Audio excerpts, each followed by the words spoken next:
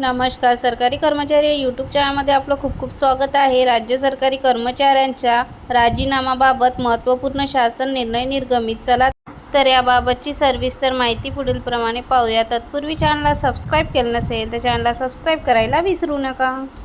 राज्य कर्मचाऱ्यांच्या राजीनाम्याबाबत सामान्य प्रशासन विभागामार्फत दिनांक 2 डिसेंबर 1997 रोजी महत्त्वपूर्ण जी.आर. निर्गमित करण्यात आलेला आहे. सदर निर्णयानुसार ज्या राज्य सरकारी अधिकारी कर्मचाऱ्यांना आपल्या पदाचा राजीनामा द्यावयाचा आहे अशांनी सक्षम प्राधिकाऱ्याला योग्य मार्गाने राजीनामा द्यावयाचा अर्ज सादर करावा. अर्ज हा विनाशर्त असावा. त्यामध्ये कोणत्याही प्रकारच्या अटी शर्तीचा समावेश नसावा. जर अधिकृतरित्या गैरहजर असणाऱ्या अधिकारी कर्मचाऱ्यास राजीनामा द्यावयाचा असेल तर अशा प्रकरणी अनधिकृत गैरहजेरीच्या दिनांकापासून ते राजीनामा स्वीकृतीच्या दिनांकापर्यंतचा कालावधी सक्षम प्राधिकारी अनधिकृत गैरहजेरी म्हणून ठरवू शकेल अथवा अनधिकृत गैरहजेरी संबंधात शिस्तभंगाची कारवाई होऊ शकेल. अर्जातील अधिकारी कर्मचाऱ्यांचा राजीनामा देण्याचा हेतू स्पष्ट झाल्याच्या नंतरच प्राधिकारी अर्ज मंजूर करतील. तर राजीनामा देण्यासंबंधी 1 महिन्याची पूर्वसूचना देणे आवश्यक असेल. अन्यथा 1 महिन्याचे वेतन वसूल करण्यात येईल.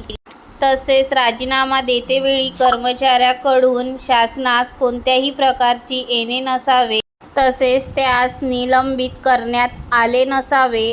तसेच त्यांच्या विरोधात विभागीय चौकशी प्रस्तावित नसावी. केंद्र सरकारच्या अन्य राज्य शासनातील पदावर महामंडळावरील नियुक्तीकरिता राजीनामा.